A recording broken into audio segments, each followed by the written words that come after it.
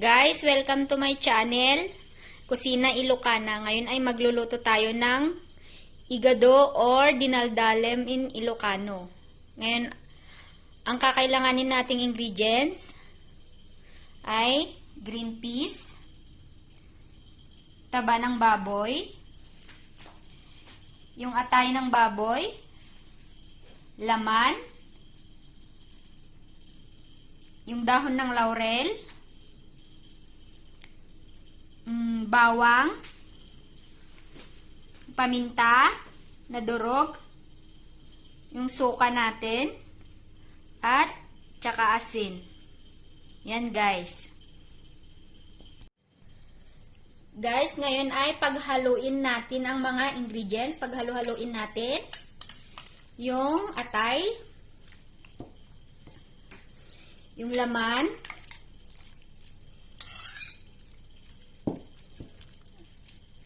yung paminta natin,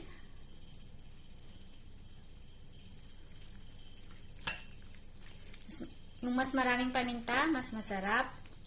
Tsaka yung bawang, hahatiin natin to, at tsaka yung kalahati, igigisa natin sa taba ng baboy mamaya.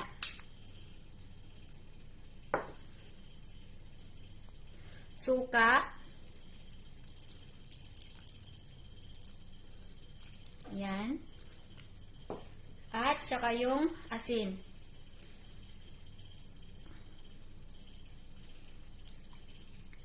Yan guys, ihalong lang na. I-marinate natin siya ng mga 1 to 2 hours. Ilagay natin sa fridge para mas masarap guys. Ito, hindi ko na siya ihahalo kasi igigisa natin to. Yan guys, mainit na ang ating kawali. Igigisa natin ang taba ng baboy. Pero bago yan, papakuluan ko muna siya ng konting tubig. Yan guys, para maging malambot ang karne.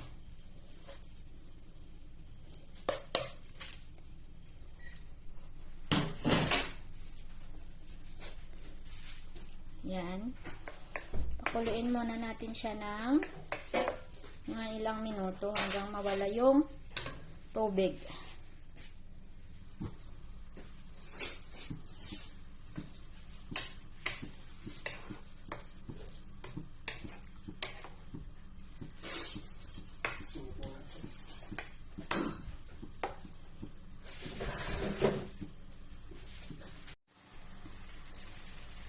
Yan guys, kumukulo na siya.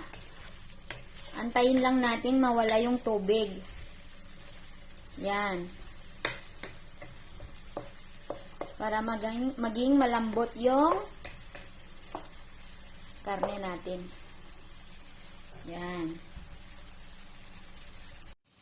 Lalagyan din natin siya ng herbs guys para mas lalong mabango. Yan.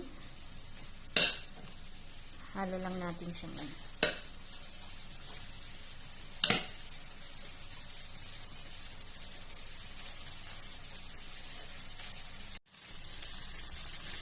Yan guys, nakikita nyo wala na siyang tubig. Hayaan lang natin siyang magmantika at pwede na natin ilagay yung kalahati ng bawang natin kanina. Guys, ito na yung taba kanina. Crispy na siya. Hindi tayo naglagay ng mantika dito. Ito na yung natanggal na mantika. Dahil marami, tatanggalan natin siya. At pwede na natin ilagay yung bawang. Kunti lang guys ang iiwan nating mantika. Yan, para panggisa lang natin sa bawang. Tignan nyo oh, ang daming natanggal.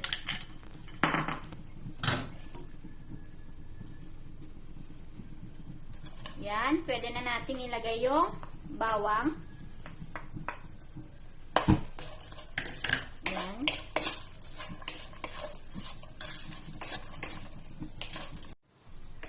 Ngayong crispy na ang bawang niya, pwede na natin ilagay yung minarinate natin kanina na atay at saka yung laman.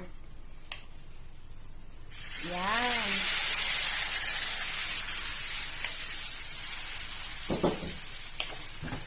Yan.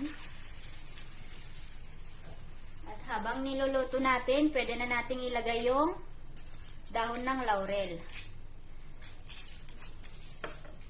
Lakasan lang natin ang apoy guys para yung katas ay lumabas.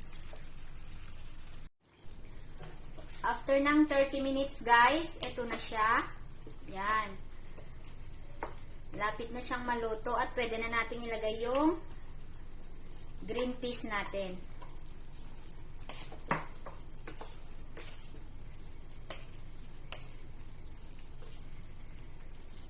Yan, mag-antay lang tayo ng ilang minuto at pwede nang patayin ang apoy. Hello guys, ito na po ang igado natin or yung dinaldalem sa Ilocano.